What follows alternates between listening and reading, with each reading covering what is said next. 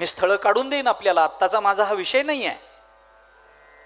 पण आपल्याला हे सहज दिसून येईल किती अगदी आम्ही जे अलंकार वापरत नाही, जे अलंकार आमच्या कानावरही पडले नाहीत. अपन्नुती नावाचा अलंकार आम्ही ऐकला नाही, पण ज्ञानोबारांनी 3 ठिकाणी वापरलाय ज्ञानेश्वरीमध्ये. मी सांगू आपल्याला, पटो न पटो तुम्हाला, पण दृष्टांत देण्याच्या बाबतीत ज्ञानोबारायांचा हात ब्रह्मदेवही धरू शकत नाही. हा अतिशयोक्ती अलंकार नाही. मी वस्तुस्थिती सांगतो आपल्याला. दृष्टांत द्यावेत ज्ञानोबारायांनी द्यावेत. दृष्टांत ऐकावेत मी सांगू आपल्याला, ज्ञानेश्वर महाराजांच्या नंतर महाराष्ट्रामध्ये जेवढं केवढं मराठी सारस्वत निर्माण झालं, केवढंही, ते काही संतांचंच वाङ्मय पाहिजे असा माझा आग्रह नाही. जेवढं केवढं मराठी वाङ्मय निर्माण झालं, त्या ज्ञानोबारायांच्या नंतर जेवढं केवढं मराठी वाङ्मय निर्माण झालं, त्या वाङ्मयातला तुम्ही कोणताही दृष्टांत काढून आणा, मी त्याचं मूळ ज्ञानेश्वरीत काढून देतो तुम्हाला. असा दृष्टांत नाहीये नंतर की जो ज्ञानोबारायांनी दिला नाही. बरं, हे मी म्हणत नाही. जे कळत नाही ते दृष्टांतानीच सांगितलं पाहिजे, दृष्टांतानी सांगावं ते ज्ञानोबारायांनीच सांगितलं पाहिजे. हे मी म्हणत नाही, स्वतः ज्ञानोबाराय म्हणतात. तपे वीण दैवत, दिधल्या वीण प्राप्त. हरिपाठ पाठ असेल तर म्हणा, तपे वीण दैवत, दिधल्या वीण प्राप्त, गुजे वीण हित. कोण सांगे? ज्ञानदेव सांगे. आणि कसं सांगे? दृष्टांताची मात करून सांगे. ज्ञानोबाराय म्हणतात, अरे सांगावं तर ज्ञानोबारायांनीच सांगावं, दृष्टांत द्यावा तर माऊलीनीच द्यावा महाराज. अनेक दृष्टांत, अनेक. यादी काढायची झाली तर 40-41 प्रकारचे दृष्टांत ज्ञानोबारायांनी ज्ञानेश्वरीत दिलेत. 9000 ओव्यांमध्ये दृष्टांताचं वैविध्य पहा. का? कारण आपण जे सांगतो आहोत ते जगाच्या कल्याणाचं आहे याची त्यांना खात्री आहे. जगाने ते ऐकलं पाहिजे ही त्यांची तळमळ आहे. जगाला नुसतं सांगितलं तर कळत नाहीये याची त्यांना जाणीव आहे. म्हणून ज्ञानोबाराय दृष्टांताचा नाद करतात, दृष्टांताचं वैविध्य आमच्या समोर ठेवतात. अहो, समोर बसलेल्या श्रोत्यांपैकी कोण कोणत्या विचारानं आणि कोणत्या वैचारिक स्तरावरून ऐकायला आलेलं असतं हे वक्त्याला कळत नसतं. पण ज्ञानोबाराय प्रत्येक श्रोत्याकरता एक एक दृष्टांत देतील, इतकी दृष्टांताची योजना ज्ञानेश्वर महाराजांनी केली. कोणत्याही श्रोत्यांनी सांगावं मी अमक्या क्षेत्रातून आलोय, ज्ञानोबारायांचा त्या क्षेत्रातला दृष्टांत तयार आहे. याला एकच कारण आहे, ज्ञानोबारायांची सर्वज्ञता. याला एकच कारण आहे, ज्ञानोबारायांची व्यापकता. याला एकच कारण आहे, ज्ञानोबारायांची आपल्या कल्याणाबद्दल असणारी आंतरिक प्रामाणिक तळमळ. याच्याशिवाय काही नाही. त्याला लौकिकी भाषा असं म्हणतात. आणि तिसरी जी भाषा आहे तिला परकीया भाषा असं म्हणतात. परकीय भाषा, नाव परकीय असेल पण परकीय भाषा म्हणजे जर्मन, फ्रेंच हे शाळेमध्ये शिकवल्या जाणाऱ्या भाषा नाहीत. ही परकीय भाषा वेगळी असते.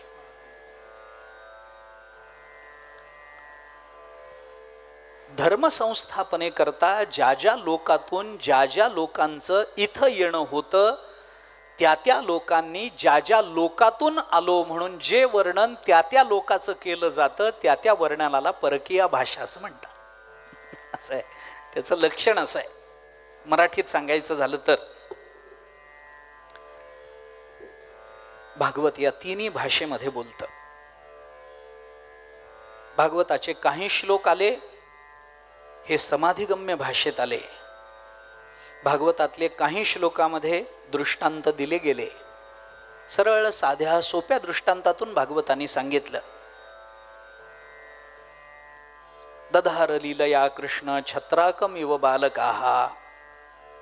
भागवत बोलतं भगवंतानी गोवर्धन पर्वत उचलला. कसा उचलला? दधार लीलया कृष्ण, छत्राकम इव बालकाः, बालकाः छत्राकम इव कृष्ण लीलया दधार. छत्राक या शब्दाचा अर्थ आहे छत्री. छत्री म्हणजे पावसात भिजू नये म्हणून आपण वापरतो ती छत्री नव्हे. पावसाळ्यामध्ये रस्त्याच्या कडेला जी छत्री उगवते, आमच्या मराठवाड्यामध्ये त्याला कुत्र्याची छत्री असं म्हणतात. तुमच्याकडे काय म्हणतात? कुत्र्याचीच म्हणतात ना. चला, या निमित्तानं महाराष्ट्राचं एकमत. रस्त्यावरून जाणारा, शाळेत जाणारा मुलगा त्या भूछत्राकडे पाहतो. छत्रीचा आकार असतो त्याला. जाता जाता गंमत म्हणून 2 बोटांमध्ये ती छत्री अशी धरतो, कटकन मोडतो आणि सहजतेनं गंमत म्हणून डोक्यावर ही माझी छत्री, ही माझी छत्री म्हणून जातो. तेवढ्या सहजतेनं भगवंतांनी गोवर्धन पर्वत डोक्यावर धारण केला.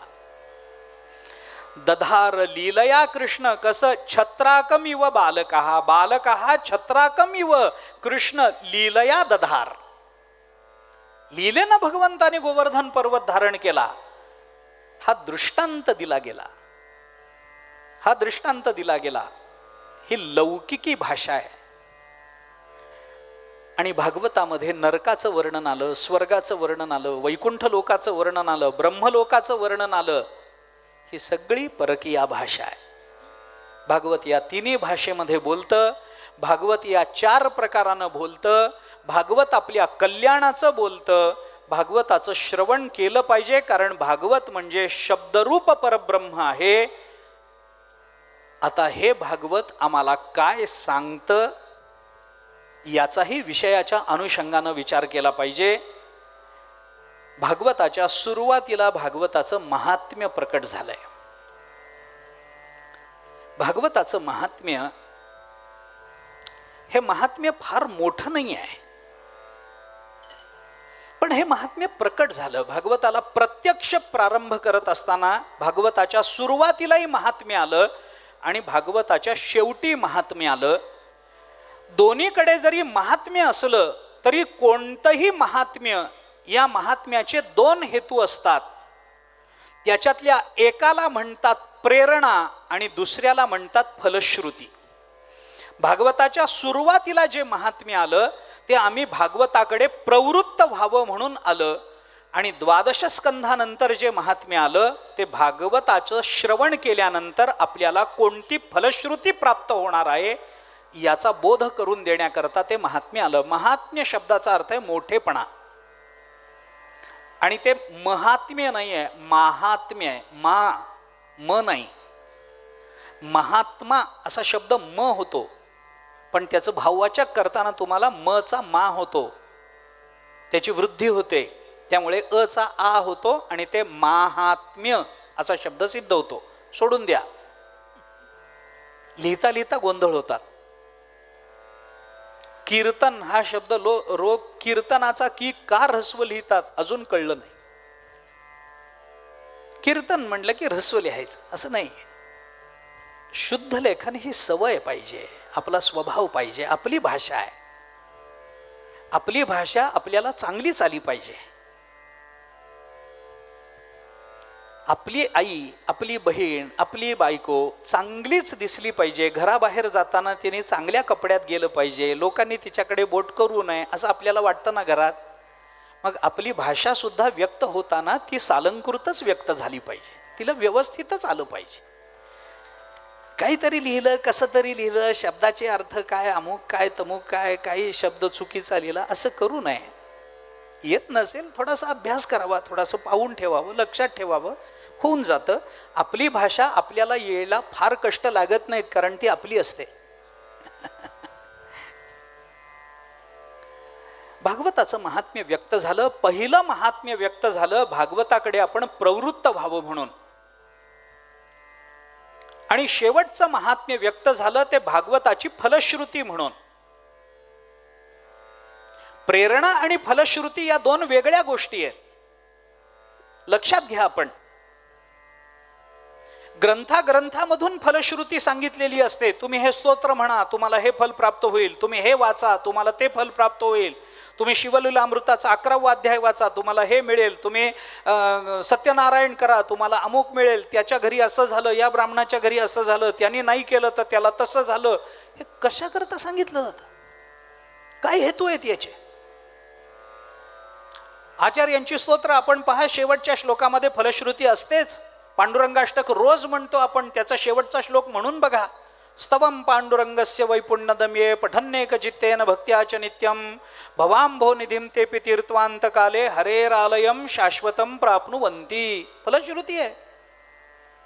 स्तवम पांडुरंगस्य वैपुण्यदम्ये पठन एकचित्तेन भक्त्या च नित्यम. तुम्हाला काय करायचंय? एकचित्तानं, भक्तीनं आणि रोज हे स्तोत्र म्हणायचंय. श्रोत्यांची जबाबदारी ही आहे. त्याला काय करायचंय?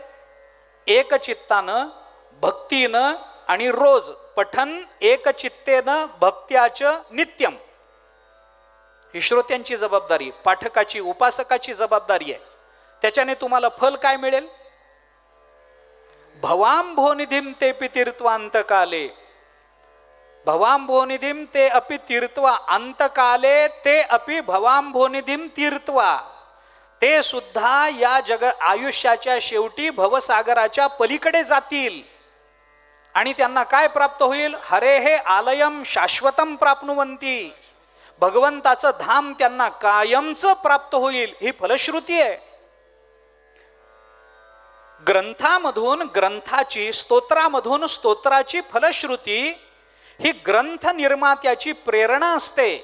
ग्रंथ निर्मात्याला ती प्रेरणा असते, तशी ती श्रोत्यांनाही प्रेरणा असते. भागवताचा महात्म्य 2 ठिकाणी प्रकट झालं.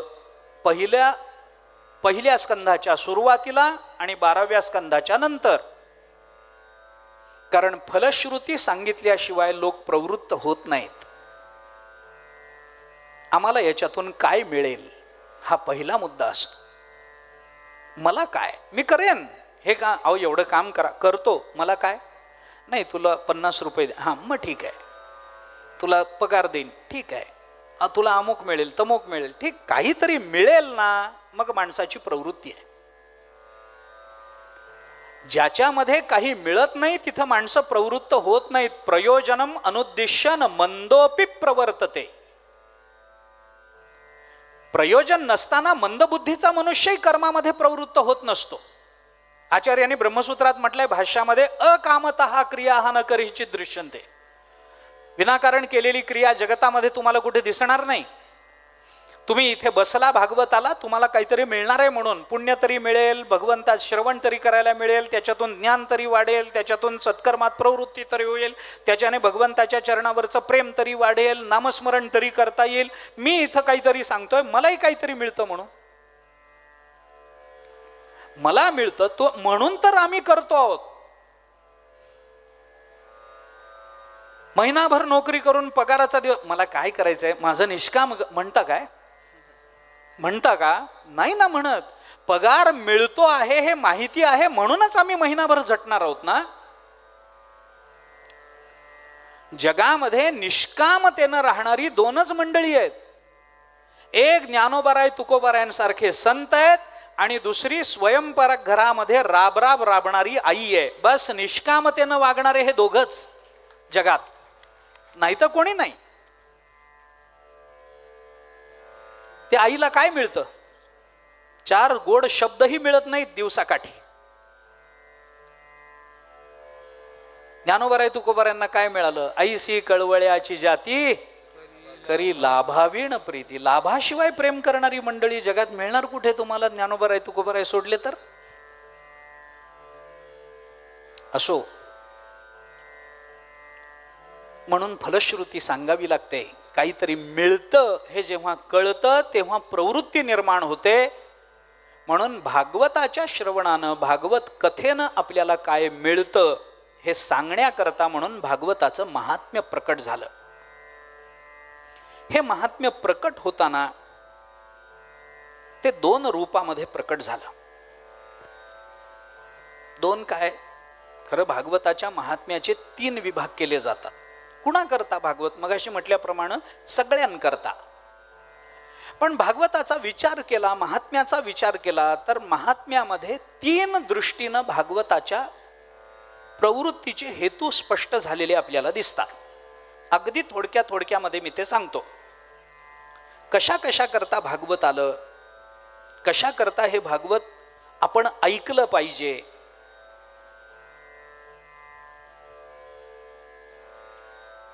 भगवान कुणाकरता प्रकट झाले? सगळ्यांकरता प्रकट झाले, सगळ्यांकरता. तसं भगवान कुणाकरता प्रकट झाले? तथा परमहंसानाम मुनीनाम अमलात्मनाम भक्तियोग विधानार्थम.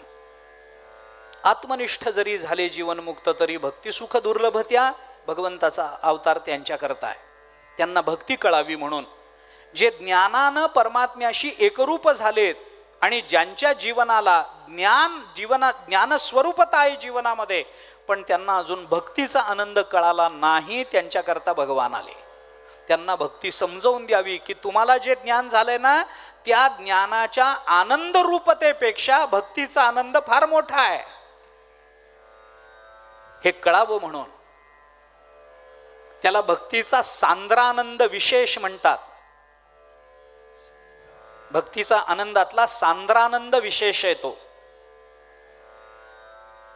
भक्तिरसामृत सिंधू मध्ये त्याचा विचार आला. आपण पहा, चैतन्य संप्रदायातल्या भक्तिरसामृत सिंधू नावाचा अलौकिक ग्रंथ आहे. चैतन्य महाप्रभूंच्या संप्रदायामध्ये रूप गोस्वामी, जीव गोस्वामी आणि सनातन गोस्वामी यांनी लिहिलेली ग्रंथसंपदा, यांनी व्यक्त केलेले विचार जे ग्रथित करण्यात आले, ते भारतीयांच्या अंतःकरणातल्या भक्तिप्रवाहाला योग्य दिशा आणि योग्य खोली प्राप्त करून देणारे ग्रंथ आहेत. फार सुंदर विचार. भक्ती कशी आहे? क्लेशग्नी शुभदा मोक्ष लघुता कृत्सु दुर्लभा सांद्रानंद विशेषात्मा श्रीकृष्णा कर्षिणी चसा. भक्तीचा सांद्रानंद विशेष तो दाखवण्याकरता भगवंताचा आविर्भाव झाला असं कुंती माता बोलते. त्याच्याकरता भक्तिरसामृत सिंधूकारांनी सांगितलं, सांद्रानंद विशेषाचं वर्णन करताना, ब्रह्मानंदो भवेदेश चेत परार्ध गुणीकृतः नैति भक्ती सुखांबोधे परमाणु तुलामपि. परब्रह्म स्वरूपाचा आनंद, एकरूपता, आनंद रूपता ती घ्या आणि त्या परब्रह्माच्या आनंदाला एका परार्धानं गुणा. परार्ध म्हणजे कळतो?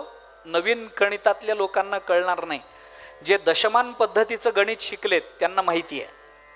एकम दहम शतम सहस्त्र दशसहस्त्र लक्ष दशलक्ष कोटी दशकोटी अब्ज खर्व निखर्व शंख, हे ऐकून तरी माहिती आहे ना आपल्याला. त्याच्यामध्ये एक परिमाण येतं परार्ध. परार्ध म्हणजे किती? एक आकड्यावरती 18 शून्य दिल्यानंतर जो आकडा येतो त्याला म्हणतात एक परार्ध. एकावरती 18, 11 नाही 18, 18 शुद्ध मराठीत 18 म्हणतात त्याला, इंग्रजीत 18 म्हणतात. एक आकड्यावरती 18 शून्य दिल्यानंतर जो आकडा येतो त्याला म्हणतात एक परार्ध. परब्रह्म स्वरूपाच्या आनंदाला एका परार्धानं गुणायचं. किती वाढेल तो आनंद? एक परार्ध गुणिले ब्रह्मानंद किती? एवढा मोठा ब्रह्मानंद असला तरी सुद्धा नैति भक्ती सुखांबोधे परमाणु तुलामपी. पण परब्रह्माला एका परार्धानं गुणल्यानंतर परब्रह्म आनंदाला तो जेवढा केवढा आनंद होईल तेवढा आनंद भक्तीच्या आनंदापुढे परमाणू एवढा सुद्धा राहत नाही. याला म्हणतात भक्तीचा सांद्रानंद विशेष. भक्तिशास्त्रात याचं वर्णन आलं आणि तो सांद्रानंद विशेष जगाला कळावा याच्याकरता भगवान आले. म्हणजे भगवान भक्ती करता आले, मान्य आहे. तसं भागवत महात्म्यामध्ये सुद्धा भागवत कुणा करता प्रेरणा देणारं आहे, फलश्रुती देणारं आहे, याचा 3 टप्प्यावर विचार करण्यात आला.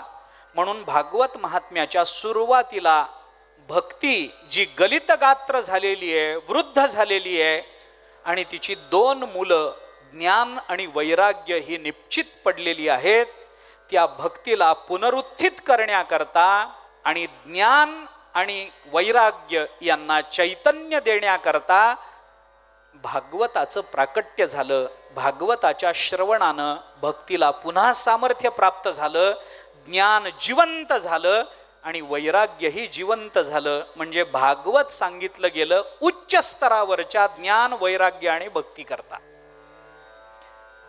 त्यानंतर भागवत महात्म्याच्या 4थ्या अध्यायामध्ये पुन्हा जेव्हा भागवताचा विचार सांगण्यात आला त्यावेळेला भागवत कुणाकरता व्यक्त झालं, तर ज्यांच्या जीवनामध्ये कर्मानं काही दोष घडलेले आहेत, ज्या दोषांची निवृत्ती व्हावी अशी ज्यांची प्रामाणिक इच्छा आहे. आमच्याकडून कर्म अगतिकतेनं घडतं, बऱ्याच वेळेला अविचारानं घडतं, अज्ञानानं घडतं, साहसात एखाद्या वेळेला दुष्कर्म घडतं, अभिनिवेशात दुष्कर्म घडतं. घडल्यानंतर त्याचा पश्चाताप होतो आणि त्या कर्माची फलं आपल्याला भोगावी लागू नयेत अशी प्रांजल इच्छा अंतःकरणामध्ये निर्माण होते. पण कर्मफल भोगाला कुणीही अडवू शकत नाही. जगामध्ये प्रारब्ध भोग थांबविल असा परमात्मा सोडला तर दुसरा कोणी नाहीये. एका जनार्दनी भोग प्रारब्धाचा, हरिकृपे त्याचा नाश झाला, असं एकच उदाहरण. नाहीतर प्रारब्ध भोगल्याशिवाय संपवता येत नाही. आणि मग आमचं जुनं कर्म जर संपवता येत नसेल तर आम्ही का संत वाङ्मय वाचावं, आम्ही भागवत का वाचावं आणि ऐकावं? जर आमचा भूतकाळ बदललाच जात नसेल तर. मी आपल्याला आधी सांगून जातो, कथा सुरू करण्याच्या पूर्वी आपल्याला सांगून जातो, भागवत आपलं मरण थांबवत नाही, भागवत आपले भोग थांबवत नाही, भागवत आपल्या कर्माचा दुष्परिणाम किंवा सत्परिणाम आम्हाला प्राप्त होऊ देणार नाही, असं होणार नाही. मग तरीही आम्ही भागवत का ऐकावं? भागवतानं आमचं मरण दूर होणार नाही, पण मरणाचं भय दूर होईल. भागवतानं आमच्या जीवनातल्या कर्माच्या परिणामाला आम्हाला चुकवता येणार नाही, पण कर्माच्या परिणामाची तीव्रता सहन करण्याचं मनोधैर्य निर्माण होईल. म्हणून भागवत ऐकायचंय. भागवताने मरण गेलं नाही, परीक्षितही मेला नाही असं नाही, तोही मेलाच आहे. भागवत ऐकणारे काय, सांगणारेही मेलेत. पण भागवताचा परिणाम मरण निवृत्ती नाही आहे, मरण भय निवृत्ती आहे. म्हणून आयुर्वेदाने म्हणलंय, माणूस कितीदा मरतो? 100 वर्षाचं आयुष्य असेल तर मनुष्य कितीदा मरतो? कितीदा मरतो? आपलं म्हणणं आहे एकदा मरतो 100 वर्षानंतर. आयुर्वेद म्हणतं नाही, मनुष्य जर 100 वर्षाचा असेल तर तो 100 वेळेला मरतो. कारण दरवर्षी मी मरतो का जगतो ही भीती त्याच्या अंतःकरणात असते. ते मरणच आहे, हे मरणच आहे. त्यामुळे प्रत्येक वेळेला आम्ही भयानं मरत आलेलो आहोत, भीतीनं मरत आलेलो आहोत, कर्माच्या परिणामाच्या तीव्रतेच्या जाणीवेने मरत आलेलो आहोत, घाबरून चाललेलो आहोत. भागवत आम्हाला याच्यातून बाहेर काढतं. मरण दूर करत नाही, कर्माचे भोग निवृत्त करत नाही, पण कर्मभोग सहन करण्याचं मनोधैर्य, मनाची तयारी आणि आनंदानं कर्मफलाला सामोरं जाण्याची प्रसन्नता हे भागवत आमच्या अंतःकरणामध्ये निर्माण करून देत असतं. आमच्या सद्ग्रंथांचा, आमच्या संत वाङ्मयाचा, हा ज्ञानेश्वरी वाचणारा मरत नाही का? मरतो ना. पण ज्ञानेश्वरी वाचताना जेवढ्या आनंदात मरतो तेवढ्या आनंदाचं मरण जगात कुणाला प्राप्त होईल सांगा? कुणाला प्राप्त होईल? ज्ञानेश्वरी हे करते. म्हणून वाचायचं, म्हणून ऐकायचं, म्हणून पारमार्थिक चिंतनात प्रवृत्त व्हायचं. आणि म्हणून आपल्या कर्माची फलं ज्यांना भोगावी लागलेली आहेत, पण ज्या कर्मफलातून सुटण्याची ज्यांची इच्छा आहे, पश्चाताप दग्ध त्यांचं अंतःकरण झालंय आणि पश्चातापानं पुन्हा त्या कर्माची पुनरावृत्ती न करण्याचा संकल्प ज्यांनी आपल्या जीवनामध्ये केलेला आहे, अशा मध्यम लोकांच्या उद्धाराकरताही भागवत आहे. आणि ज्यांचं जीवन अत्यंत वाईट आहे, सकल दोषांनी भरलेलं आहे, ज्याच्या जीवनामध्ये त्यांनी सत्कर्म केलेलंच नाहीये, जन्मापासून ते मरेपर्यंत बिचारा अज्ञानानं दुष्कर्मात प्रवृत्त झालाय, 17व्या अध्यायात ज्ञानोबारायांनी माणसाकडून दुष्कर्म का होतं याचे 3 कारण सांगितली आहेत. अज्ञान प्रमादादिकी प्राक्तनही सदोखी निंद्यत्वाच्या सर्व विकी खेळिले जे. अज्ञान, प्रमाद, सदोष, प्राक्तन निंद्य कर्माची कारणं आहेत. ज्याच्या जीवनामध्ये फक्त एवढंच आहे, अज्ञान आहे, प्रमाद आहे, सदोष प्राक्तन आहे, अशा व्यक्तीच्या उद्धाराकरताही भागवत आहे. याच्याकरता म्हणून धुंदुकारीची कथा सांगण्यात आली. भागवत कुणाकुणाकरता व्यक्त होतं? जगतातल्या सगळ्यांकरता, श्रेष्ठ व्यक्तींकरता, भक्ती करताही भागवत आहे. की ज्या भक्तीच्या पोटी ब्रह्मज्ञान जन्माला आलं, ज्या भक्तीच्या पोटी वैराग्य जन्माला आलं, भक्तीच्या पोटी उपजले ज्ञान, भक्तीने ज्ञानासी दिधले महिमान. नाथ महाराज बोलता, जे ज्ञान भक्तीच्या पोटी जन्माला आलं, एवढी मोठी भक्ती, पण ती बिचारी गलित गात्र होऊन बसली, ती बिचारी खजील होऊन बसली. तिची 2 मुलं मरून पडल्यासारखी पडलेली आहेत, चेतना राहिली नाही अंगामध्ये. नारद महर्षींची भेट झाली, भक्तीनं नारदांचं कौतुक केलं. नारद म्हणाले, मी तुला ओळखत नाही, तू मला ओळखत नाहीस, माझं सामर्थ्य तुला कळतं कसं? भक्ती म्हणाली, नारदा तुम्ही भक्तीचे आचार्य आहात, मी भक्ती आहे. 2 मुलं कोण? ही माझी मुलं आहेत. एक ज्ञान आहे, एक वैराग्य आहे. मुलं आहेत? हो. मग तू तरुण दिसते, मुलं म्हातारी दिसतात.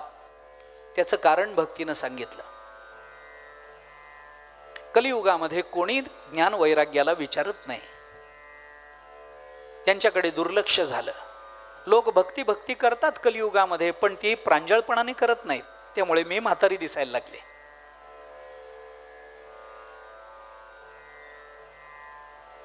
भक्तीनं आपला इतिहास सांगितला.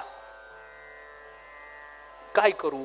नारदाने तिला सांगितलं, भागवत कथेचं श्रवण कर. भागवत कुणा करता? ज्ञान वैराग्य भक्ती करता, श्रेष्ठ प्रती करता. भागवत कुणा करता?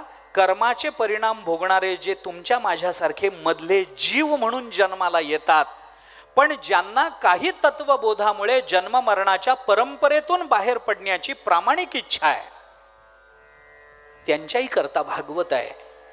आणि अत्यंत हीन दर्जाचं जीवन जगणारा धुंदुकारी, त्याच्याही करता भागवत आहे.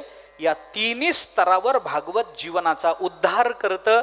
हे सांगण्याकरता भागवत महात्म्य प्रकट झालं. आणि या भागवत महात्म्याला सुरुवात करताना भागवताने मंगलाचरण केलं.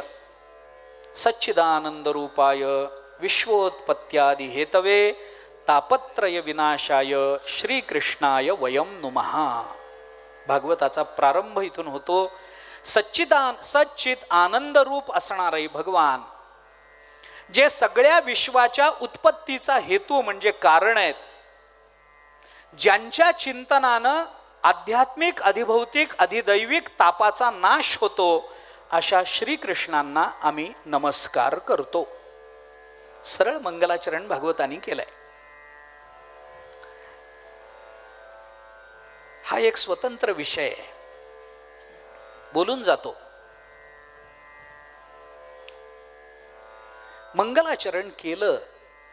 भारतीय संस्कृतीमध्ये जे जे ग्रंथ प्रकट झाले, त्या ग्रंथाच्या सुरुवातीला मंगलाचरण आलं.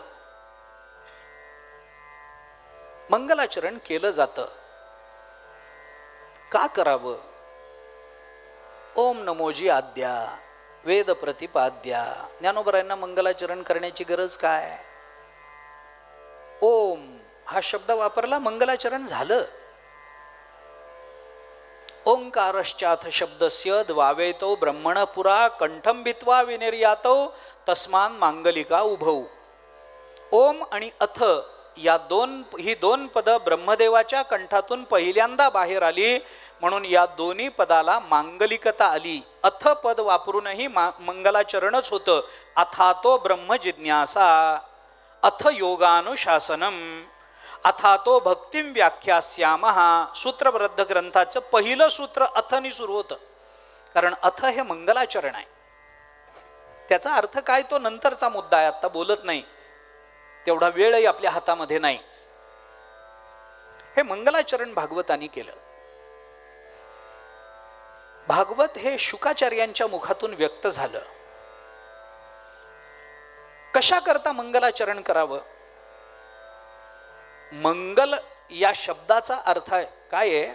मंगल शब्दाचा अर्थ आहे प्रगती. खरं जर बघितलं तर मंगल म्हणजे प्रगती. मिंगतौ, मिंग धातू काय बघा, पुढे जाणे या अर्थानं तो धातू वापरला जातो. मंग धातू आहे.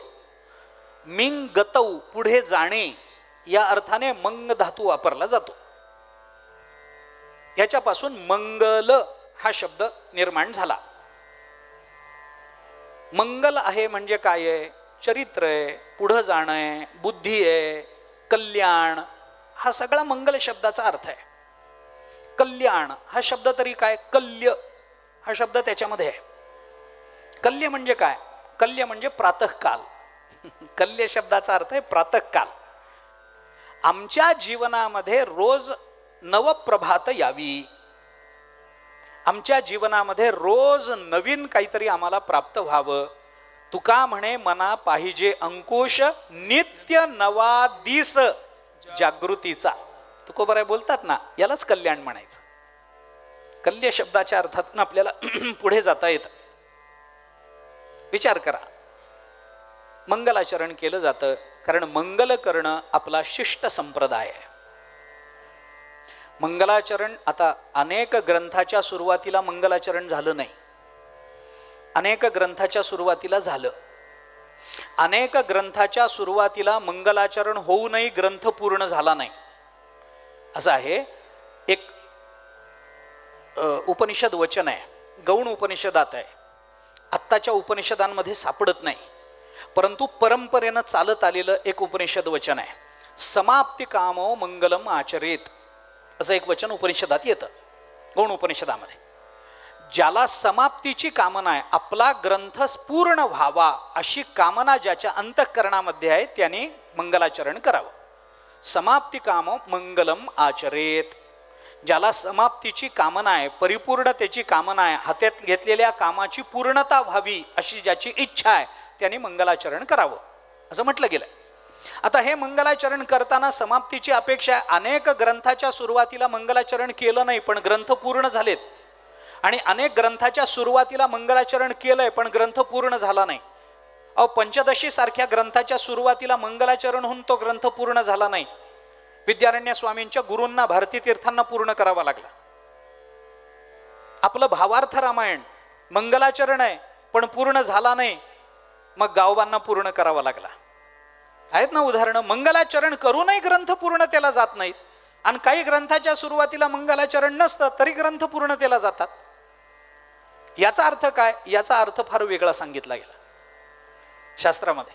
याचा अर्थ असा सांगण्यात आला की ज्या ग्रंथाच्या सुरुवातीला मंगलाचरण नसूनही ग्रंथ पूर्णतेला गेलाय ना, मग असं समजा की त्या ग्रंथकर्त्याने मागे कुठेतरी मंगलाचरण केलेलं असलं पाहिजे.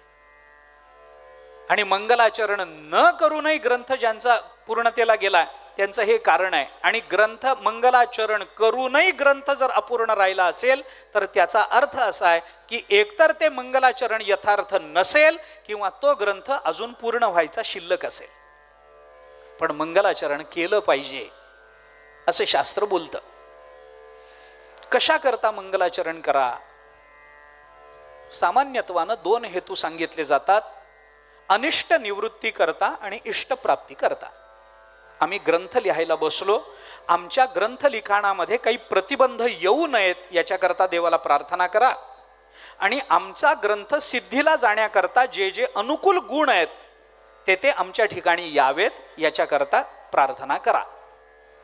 आता याचा विचार करत असताना अनिष्ट निवृत्ती, इष्ट प्राप्ती हे जर हेतू असतील तर याच्यामध्ये जे प्रतिबंध ग्रंथामध्ये किंवा आपल्या स्वीकृत कार्यामध्ये येतात त्या प्रतिबंधाचा विचार करताना दोन पद्धतीनं विचार केला गेला. काही प्रबल प्रतिबंध आहेत, काही अप्रबल प्रतिबंध आहेत.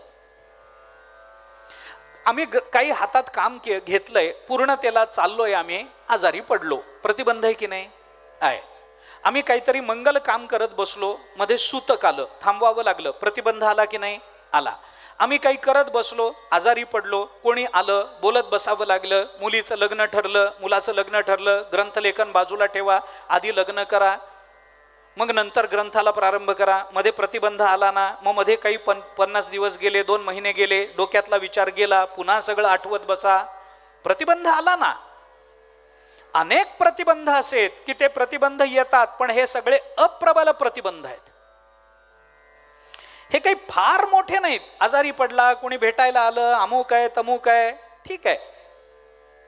काही प्रतिबंध असतात ते प्रबल प्रतिबंध असतात. सांगू एका वाक्यात, जे प्रतिबंध भगवत कृपेशिवाय दूर होत नाहीत त्यांना प्रबल प्रतिबंध म्हणा. त्याला भगवंताची कृपाच लागते तर ते प्रतिबंध दूर होतात. काही प्रतिबंध अडचणीचे आहेत. अहो, सगळंच आम्हाला आमच्या सामर्थ्यानं दूर करता येत नाही.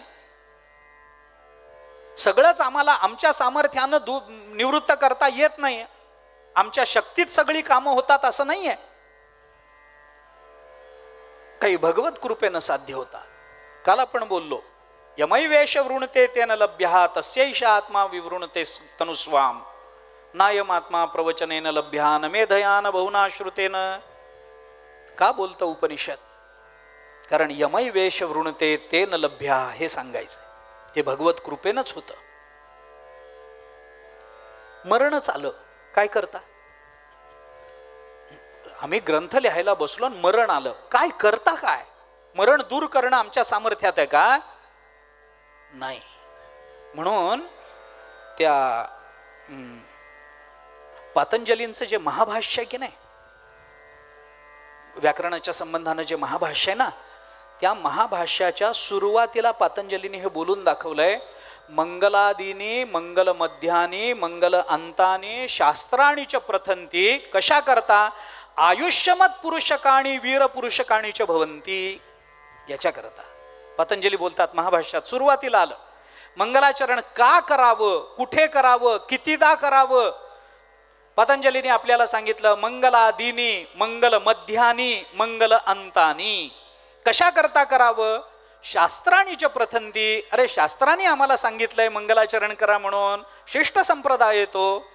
मग त्याचा लौकिक लाभ काय आहे? त्यांनी सांगितलं, आयुष्यमत पुरुषकाणी वीर पुरुषकाणीच भवंती. कारण मंगलाचरण केल्याने त्या पुरुषाला आयुष्य प्राप्त होतं, ग्रंथ संपेपर्यंत त्याला मरण येत नाही, आणि त्याला वीर पुरुषकाणी, त्याला सामर्थ्य प्राप्त होतं ग्रंथसिद्धीचं.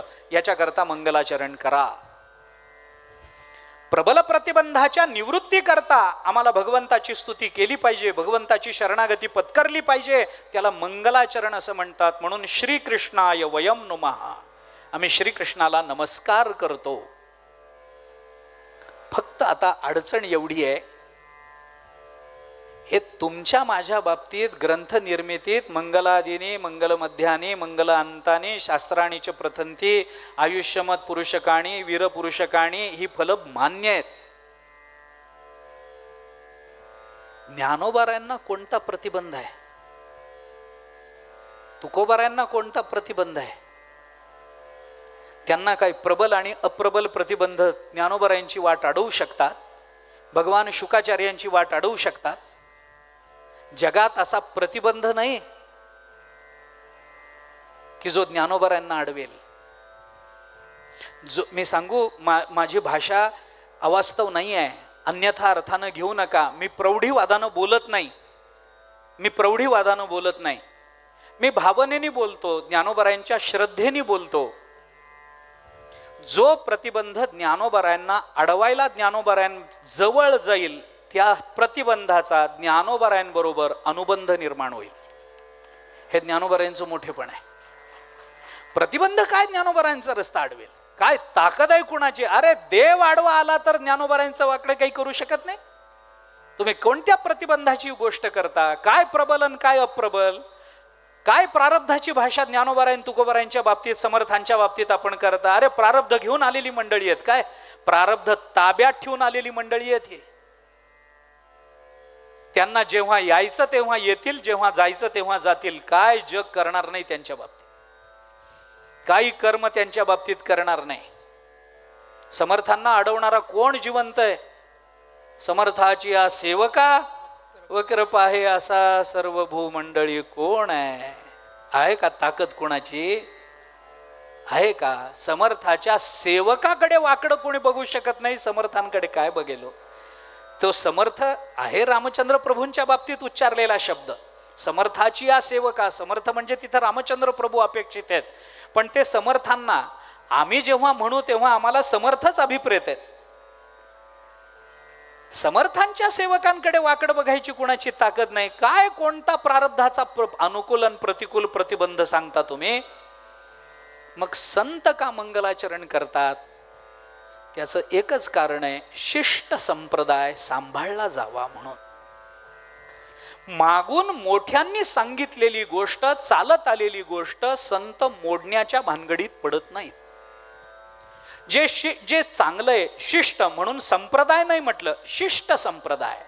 शिष्ट शब्दाचा अर्थ आहे शहाणा, शहाण्यांचा संप्रदाय.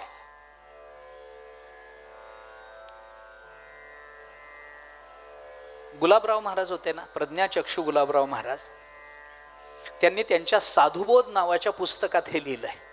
आपण पहा, ते असं म्हणतात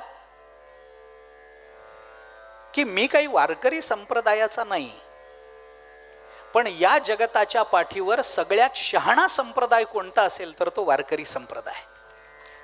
गुलाबराव महाराजांनी लिहिलं. शहाणा संप्रदाय म्हटलंय त्यांनी, शहाण्याचा संप्रदाय नाही म्हटलंय. शहाण्याचा संप्रदाय वेगळा आणि शहाणा संप्रदाय वेगळा.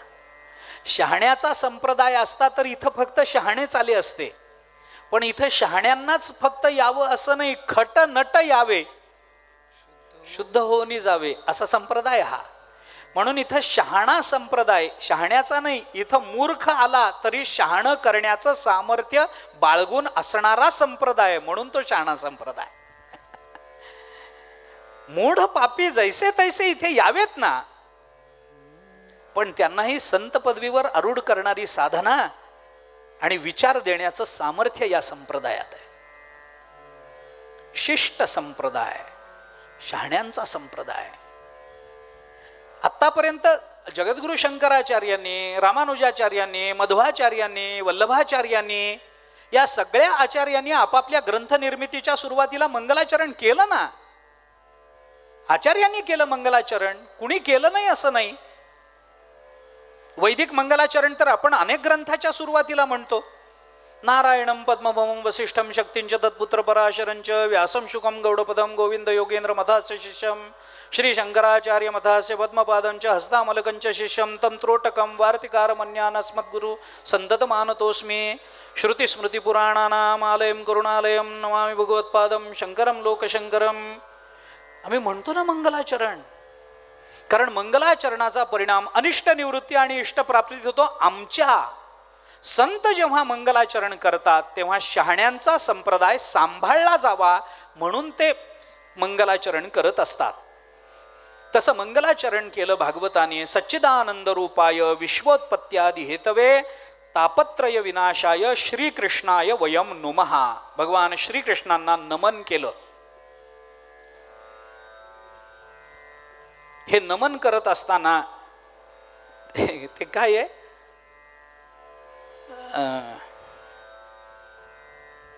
नमन म्हणजे मंगलाचरणच आहे, पण नमन करणं म्हणजे काय?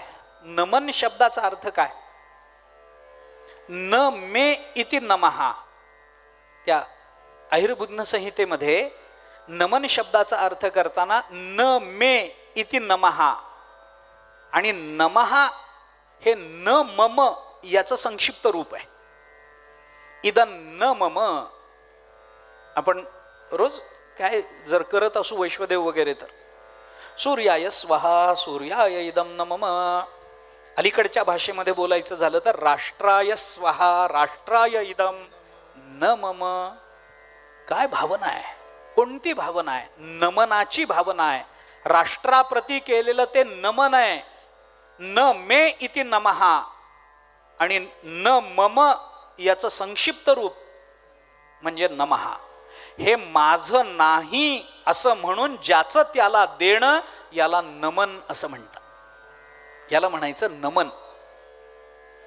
हे मंगलाचरण 3 प्रकारचं असतं: वस्तुनिर्देश रूप, नमस्क्रिया रूप आणि आशीर्वाद रूप. वस्तुनिर्देश रूपामध्ये निर्गुण निराकार परब्रह्माचं वंदन असतं, नमस्क्रियामध्ये सगुण साकाराला नमस्कार असतो आणि आशीर्वादामध्ये आपल्यापेक्षा कनिष्ठांना दिलेला आशीर्वाद असतो. सच्चिदानंद रूपाय वस्तुनिर्देश ओम नमोजी आद्या वेद प्रतिपाद्या जय जय स्वसंवेद्या आत्मरूपा वस्तुनिर्देश रूप नमन. देवा तूची गणेशू सकलार्थमती प्रकाशू हे केलेलं नमस्क्रिया रूप नमन. आणि स्वस्तिश्री वटेशू जो लपोनी जगदा भासू दावी मग ग्रासू प्रकटला करी हे आशीर्वाद रूप नमन. ज्ञानोबरांच्या 3 ओव्या बघून घ्या आपण. चांगदेव 65च्या सुरुवातीचं नमन हे आशीर्वाद रूप नमन आहे. भागवतांनी हे नमन केलं. हे नमन करत असताना न मम हा भाव त्याच्यामध्ये आहे. हे माझं नाही, हे तुमच्या कृपेचे पोषणे आहे. म्हणून हा ग्रंथ हा मी सिद्ध करतो तो ग्रंथ नाही, तुमच्या कृपेनं सिद्ध होणारा ग्रंथ आहे. हे माझं नाही असं नमनामध्ये सांगावं लागतं. न मम. योग वासिष्ठामध्ये म्हटलंय द्व्यक्षरस्तु भवेन मृत्यू त्र्यक्षरम ब्रह्म शाश्वतम मम इतिच भवेन मृत्यू न मम इतिच शाश्वतम. 2 अक्षर म्हणजे मरण आणि 3 अक्षर म्हणजे ब्रह्मरूपता. मम म्हटलं की मरण आहे आणि न मम म्हणलं की ब्रह्मरूपता आहे. इदं न मम ही ब्रह्मरूपता आहे. माझं माझं माझं माझं म्हणलं की मरण. न मम माझं काही नाही म्हणलं की तो सुटतो. आपणची विवनी दुहिता न मम म्हणे पिता तो सुटे प्रतिग्रहिता जावई शिरके. ज्ञानोबा उदाहरण देतात. बाप मुलीला जन्म देतो, वाढवतो, चांगला वर बघतो, लग्न करतो. लग्नामध्ये कन्यादानाचा विधी असतो. या कन्यादानामध्ये तो बाप संकल्प करतो की माझी लक्ष्मी स्वरूप असणारी ही कन्या मी या विष्णू स्वरूप असणाऱ्या वराला प्रदान करतो आहे. आता ही माझी राहिली नाही. न मम म्हणे पिता तो आता म्हणतो ही माझी नाही. न मम म्हणला की बाप सुटतो आणि ही माझी झाली म्हणणारा 7 जन्माचा अडकून पडतो. मम म्हणणारा अडकतो, न मम म्हणणारा सुटतो. तो सुटे. न मम म्हणे पिता तो सुटे. जावई प्रतिग्रहिता तो शिरके. तो मात्र त्या कर्मबंधनात अडकून पडतो. बर एकताच 7 जन्मात अडकतो असं नाही. दर ज्येष्ठ पौर्णिमेला रिन्यू करणं चालूच आहे. वडाला दोरे गुंडाळून किती जन्माचा अडकला का मम म्हणाला म्हणून. न मम म्हणाला म्हणून तो सुटला. म्हणून हा ग्रंथ मी जरी करत असलो तरी हा माझा नाही, हे तुमच्या कृपेचं आहे. हा मला याचं श्रेय नको हे सांगणारं मंगलाचरण असतं. याला नमन म्हणतात. हे मंगलाचरण करत असताना भागवतानी जे मंगलाचरण केलं त्याच्यामध्ये सच्चिद आनंद रूपाय विश्वोत्पत्त्यादी हेतवे असं भगवंताचं वर्णन केलं. या वर्णनामध्ये सच्चिदानंद रूपाय हे भगवंताचं स्वरूप लक्षण आहे आणि विश्वोत्पत्त्यादी हेतवे हे भगवंताचं तटस्थ लक्षण आहे. कोणत्या परमात्म्याला आम्ही ज्या भगवंताची उपासना करणार आहोत त्या उपासकाला आपल्या उपास्याचं आणि उपासनेच्या स्वरूपाचं ज्ञान असेल तरच त्याला उपासनेचा आनंद घेता येतो. अंधतेने केलेली उपासना आनंदाला जन्म देत नाही. त्यांनी केली म्हणून मी केली ही उपासना नाही. उपासकाला 3 गोष्टी कळाव्या लागतात. उपास्य कळावं लागतं, उपासकाचं स्वरूप कळावं लागतं आणि आपली अपूर्णता कळावी लागते तर त्याला उपासना करता येते. आमचं उपास्य कोण आहे? भगवान श्रीकृष्ण. अरे पण ते कोण आहेत सांगा ना. भगवान श्रीकृष्ण म्हणजे जन्माला आलेलं एक जन्माला आलेला माणूस आहे का? भगवान श्रीकृष्ण आम्ही त्याला भगवान म्हणतो, भगवान हे त्यांचं नाव आहे का? कृष्ण म्हणजे आहे कोण? वसुदेव देवकीच्या पोटी तुमच्या माझ्यासारखा जन्माला आलेला माणूस भगवान म्हणतात? नाही, भगवानच म्हणतात गीतेमध्ये. अरे मला माणूस समजतो, मला तो कोण आहे? मूढ शब्द वापरला भगवंतानी त्याच्याकरता. गीता वाचा. तो मूढ आहे. कोण? जो मला मानुषीम तनुमाश्रितम तो मूढ आहे. भगवान श्रीकृष्ण सामान्य माणूस नाही. त्यांचा देह तुमच्या माझ्यासारखा नाही. उपास्य जर तुमच्या माझ्यासारखं असतं तर ते उपास्य राहिलंच नसतं. उपास्यामध्ये उपासकापेक्षा अलौकिकता असावीच लागते, तरच उपासक त्याला उपास्य. अरे माणसाने माणसाची उपासना करून काय मिळतं मला सांगा ना.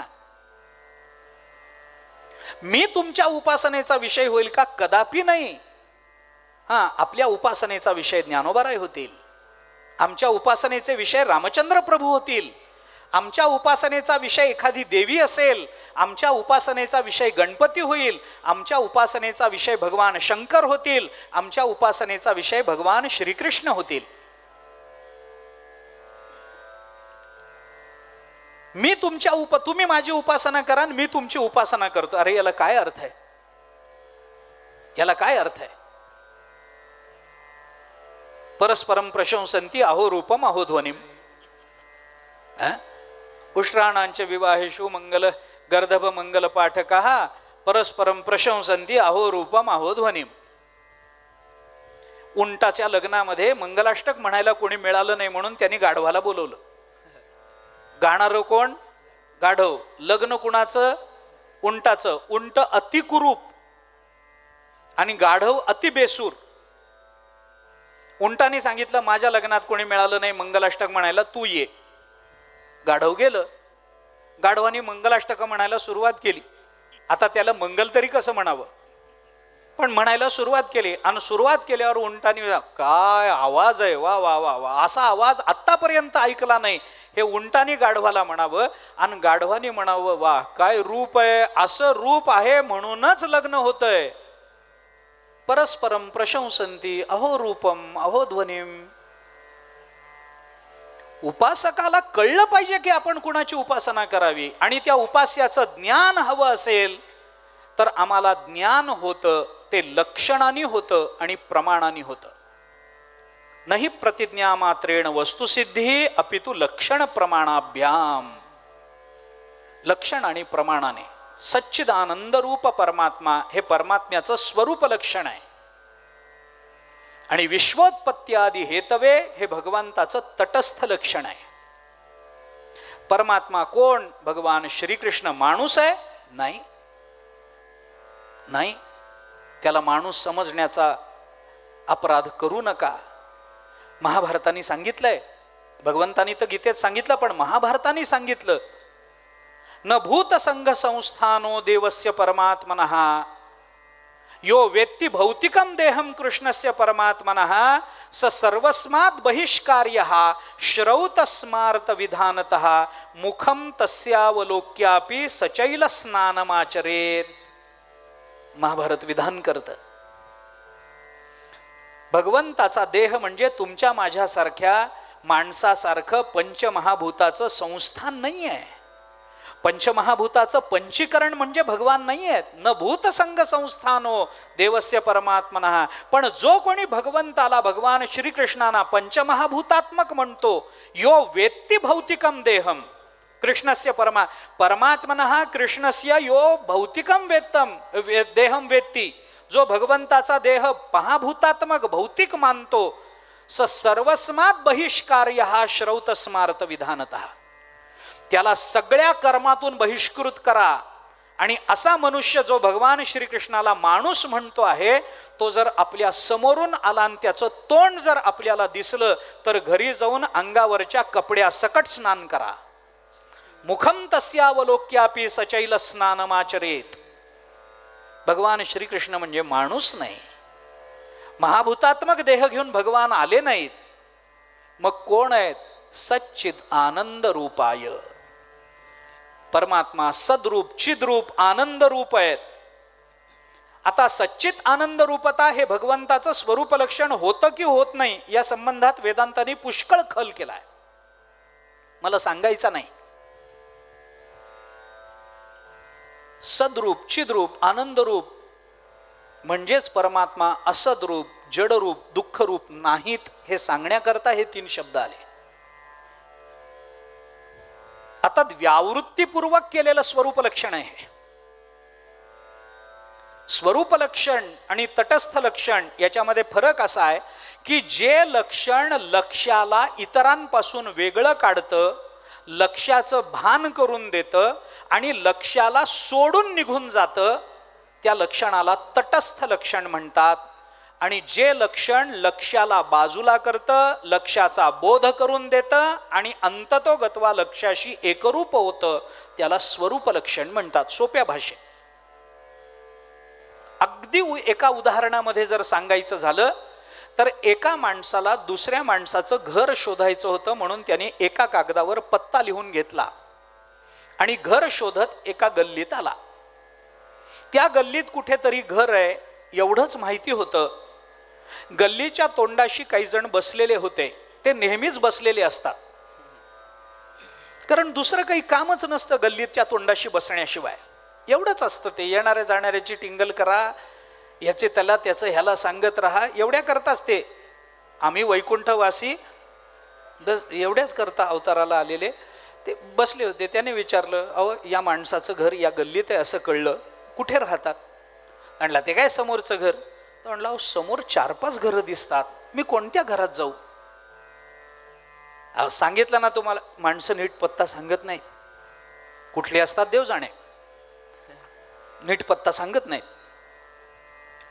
एक मनुष्य, का हो कशा काय म्हणता? अहो मग या माणसाचं घर विचारलं, अंगावर आले. ते म्हणाला, अहो सकाळच्या वेळेला तुम्ही यांच्या नादाला कशाला लागले? हे सकाळी नादाला लागण्यासारखे नसतात, कशाला यांच्या नादाला? काय पाहिजे या माणसाचं घर? मग समोर, अहो समोर 4-5 घर आहेत, मी कुठे जाऊ? मग त्याने, हे बघा समोर ते कावळा बसलेलं घर दिसतं ना, ते त्यांचं. लक्षण काय केलं? कावळा बसलेलं घर. हा याला कळलं घर कोणतं, निघाला. कावळा बसलेलं घर त्यांचं. तो तिथे जाईपर्यंत तो कावळा उडाला आणि दुसऱ्या घरावर जाऊन बसला. आता यांनी कोणत्या घरात जायचंय? घराचं लक्षण काय केलं? कावळा बसलेलं घर. आता कावळा बसलेलं जे घर आहे ते घर त्या घराला इतर घरांपासून वेगळं काढणार आहे की नाही? आहे. पण तो कावळा त्या घरावर नित्य बसलेला आहे का? नाही ना, तो त्याला सोडून जाणार आहे. म्हणून कावळा बसलेलं घर हे तटस्थ लक्षण झालं. मग तो दिवसभर कावळ्याच्या मागे फिरला, घर सापडलं नाही. पुन्हा संध्याकाळी तिथंच, ते सकाळचे तिथंच होते बसलेले, ते घरी गेले नव्हते. त्याने पुन्हा विचारलं, अहो तुम्हाला सांगितलं ना सकाळी. पुन्हा तो मनुष्य आला, अहो तो म्हणाला, अहो तुम्ही म्हणालात कावळा बसलेलं घर, म्हणून मी त्या कावळ्याच्या मागे गेलो, घर सापडलं. तो म्हणाला, काय शहाणे तुम्ही, ऐका आता सांगतो तुम्हाला, ही मध्ये घर आहेत ना सगळी, त्याच्यातला तो निळ्या रंगाचा दरवाजा असलेलं घर आहे ना, ते त्यांचं. आता निळा रंग उडून जाईल का? निळ्या रंगाच्या दरवाजाने त्या घराला इतर घरांपासून वेगळं केलं, पण निळ्या रंगाचा दरवाजा हे त्या घराचं अविभाज्य अंग आहे, ते त्या घराशी एकरूप आहे. त्यामुळे निळ्या रंगाचा दरवाजा असलेलं घर हे झालं स्वरूप लक्षण. स्वरूप लक्षण बदलत नाही, तटस्थ लक्षण बदलतं. आता मी आपल्या अभंगाच्या भाषेत सांगतो मी आपल्याला. सुंदर ते ध्यान उभे विटेवरी, सगळ्यांना माहिती असणारा अभंग आहे. करकटावरी ठेवूनिया तुळशीहार गळा, कासे पितांबर आवडे निरंतर हेची ध्यान, मकर कुंडले तळपती श्रवणी, कंठी कौस्तुभमणी विराजित, तुका म्हणे माझे हेची सर्व सुख पाहिन श्रीमुख आवडीने. अभंग पाठ आहे, मलाही पाठ आहे, म्हणूनच म्हणून दाखवला. आता हा जो अभंग आहे ना, या अभंगाच्या पहिल्या 3 चरणामध्ये देवाचं तटस्थ लक्षण आहे. उभे विटेवरी, परमात्मा काय सगळ्या अवतारामध्ये विटेवरच आहे काय? राम अवतारात वीट होती काय? नरसिंह अवतारात वीट आहे का? वामन अवतारात वीट आहे का? वराह अवतारात वीट आहे का? कूर्म अवतारात वीट आहे का? परशुराम अवतारात वीट आहे का? नाही ना, कुठल्याच अवतारात वीट नाही. फक्त याच अवतारापुरती मर्यादित आहे तटस्थ. कमरेवरचे हात प्रत्येक अवतारात आहेत का? याच अवतारात आहेत, तटस्थ लक्षण. तुळशीहार गळा याच अवतारात. मकर कुंडले कंठी कौस्तुभमणी याच अवतारात. सगळी तटस्थ लक्षण, कारण ही बाजूला करता येतात. कौस्तुभमणी बाजूला करता येतो. मी या लक्ष्मी डावलोनी केली परवती, फेडोनी कौस्तुभ घेतला हाती, फेडोनी बाजूला करता येतो, तटस्थ लक्षण. पण तुका म्हणे माझे हेची सर्व सुख, सुखरूपत्व हे जे भगवंताचं लक्षण आहे, कोणत्या अवतारात नाही सांगा, कोणत्या अवतारात नाही. राम अवतारातही परमात्मा सुखरूपच आहे, नरसिंह अवतारातही सुखरूपच आहे, वामन अवतारातही सुखरूपच आहे, कूर्म अवतारातही सुखरूपच आहे, मत्स्य अवतार वराह अवतारातही सुखरूपच आहे. ते स्वरूप लक्षण. परमात्मा सच्चित आनंद रूप आहे, हे परमात्म्याचं स्वरूप लक्षण आहे. कारण सद्रूपता, चिद्रूपता, आनंद रूपता हे परमात्म्याचं स्वरूप आहे. परमात्मा सद्रूप आहेत, परमात्मा चिद्रूप ज्ञानरूप आहेत, परमात्मा आनंद रूप आहेत. ज्ञान आणि परमात्मा तुम्हाला वेगळं करता येणार नाही. ज्ञातृज्ञेया विहीन नुसधेची जे ज्ञान, सुखा भरले गगन गाळी वजे. 15वा अध्याय ज्ञानेश्वरी वाचा. परमात्मा आनंद रूप आहेत. आनंद आणि परमात्मा यांच्यात तुम्हाला भेद करता येणार नाही. आनंद अद्वय नित्य निरामय, जे का निज ध्येय योगियांचे, ते हे समचरण साजिरे विटेवरी, पहा भीमातिरी विठ्ठल रूप. वेगळं करता येणार नाही. सत्य असणारा परमात्मा वेगळा, सत्य आणि परमात्मा वेगळं करता येणार नाही. सत्य तू सत्य तू सत्य तू विठ्ठला, कागा हा दाविला जगदाकार. परमात्मा सत्य आहे, परमात्मा चिद्रूप आहे, परमात्मा आनंद रूप आहे, परमात्म्याचं स्वरूप लक्षण. पण विश्वोत्पत्त्यादी हेतवे, सगळ्या विश्वाच्या उत्पत्तीचं कारण परमात्मा आहे, हे परमात्म्याचं तटस्थ लक्षण आहे. ऐका, 1-2-5 मिनिट फक्त द्या. आज मला वेळ झाली आहे, मला कळतंय, 5 मिनिट मला द्या. परमात्मा जगताचं कारण आहे, हे परमात्म्याचं लक्षण आहे. परमात्माच जगताचं कारण असू शकतो, दुसरा कोणी असूच शकत नाही, हेही मान्य आहे. पुढे बोलतो मी, कारण याच अर्थाचं लक्षण पुन्हा भागवताच्या प्रथम स्कंधाच्या 1ल्या श्लोकामध्ये व्यक्त झालंय. जन्माद्यस्य यतोन्वयादितरतश्चार्थेष्वभिज्ञस्वराट, तिथेही तेच आहे. जन्माद्यस्य यतः परमात्म्याचं तटस्थ लक्षण आहे, आणि सत्यम परम धीमहि हे भगवंताचं स्वरूप लक्षण त्या श्लोकामध्ये पुन्हा तेच आहे. तिथं बोलतो मी त्यावेळेला. पण हे लक्षात घ्या आता, की परमात्मा विश्वाच्या उत्पत्तीचं कारण आहे. जयापासून सकळ महिमंडळ हे झाले, तो एक पंढरीचा राणा नये अनुमाना श्रुतीशी, अशी कितीतरी प्रमाण आपल्याला मिळतील की परमात्मा जगताचं कारण आहे. ते कोणतं कारण, कसं कारण, नंतर पाहू आपण. पण कारण आहे हे जरी त्याचं लक्षण असलं तरी जगताच्या उत्पत्तीचं कारण आहे हे तटस्थ लक्षण आहे. प्रत्येक वेळेला परमात्म्याने यावं जग उत्पन्नच करावं असं बंधन नाही.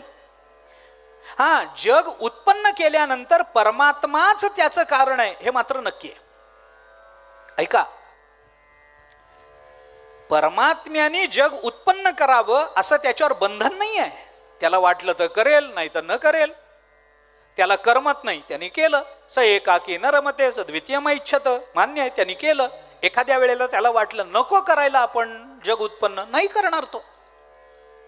पण जर जग उत्पन्न झालं असेल तर परमात्म्याशिवाय दुसरं कारण कोणी असू शकत नाही. असं आहे. मडकं आहे म्हणजे कोणीतरी कुंभार असलाच पाहिजे.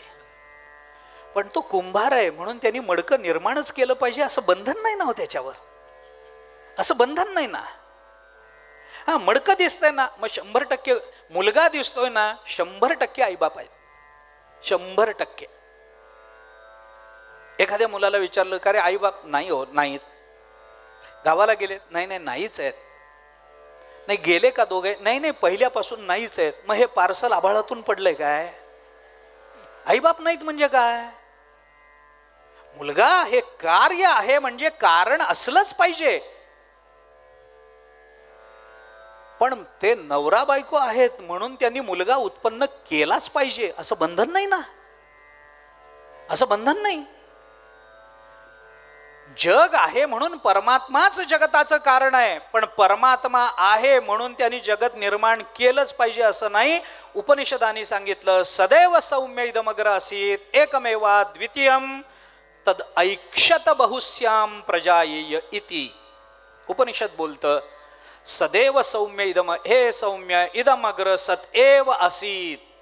या जगताच्या आरंभी फक्त सतच होतं. म्हणजे जगताच्या आरंभी परमात्मा होता, त्याला इच्छा झाली म्हणून त्यांनी जग निर्माण केलं. त्याला जर इच्छा झाली नसती तर त्यांनी जग उत्पन्न केलं नसतं. आणि त्यांनी जर जग उत्पन्न केलं नसतं तर विश्वोत्पत्त्यादी हेतवे हे भगवंताचं लक्षण ठरलं नसतं. म्हणून त्याला तटस्थ लक्षण म्हणा, म्हणून ते तटस्थ लक्षण आहे. आता तो सच्चिदानंद रूप आहे, तो जगत निर्मितीचं कारण आहे. आणि आमच्या बाबतीत तापत्रय विनाशाय, आध्यात्मिक, अधिभौतिक, अधिदैविक 3 ताप माणसाला भोगावे लागतात. आध्यात्मिक ताप तहान भुकेचा ताप आहे. अधिभौतिक ताप चोरी झाली, वाघ दिसला, साप चावला, अधिभौतिक ताप. अधिदैविक तापामध्ये बाकीचं सगळं पत्रिकेमध्ये शनी चाला आहे, अशीच दशा, तीच महादशा, हेच चालू आहे, भूतखेत, अमुक तमुक, पिशाच्चाची त्रास, सगळा अधिभौतिक दैविकामध्ये घ्यायचा.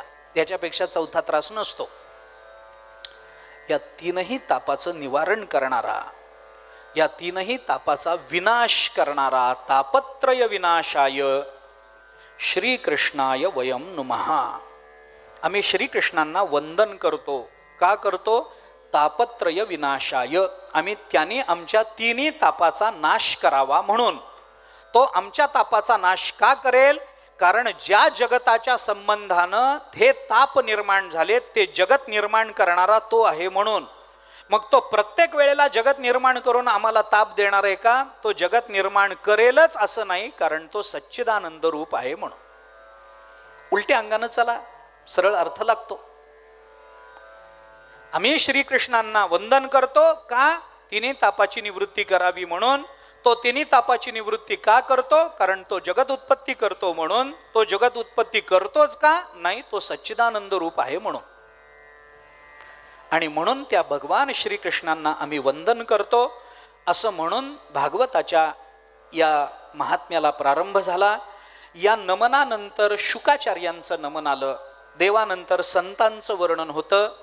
ज्ञानेश्वरीमध्ये आता अभिनव वाग्विलासिनी जे चातुर्यार्थ कला कामिनी ते श्री शारदा विश्वमोहिनी नमिली मिया, असं म्हणून झाल्यानंतर ज्ञानोबरांनी सद्गुरूंच्या नमनाला जसा प्रारंभ केला तसं इथंही भगवान शुकाचार्यांच्या नमनाला प्रारंभ होतो. ते भगवान शुकाचार्य कोण, काय, याच्याकरता आधी भागवत महात्म्य, भागवत महात्म्याच्या 6 अध्यायामधून आपल्याला 3 पद्धतीनं भागवताचं फल सांगण्यात आलं.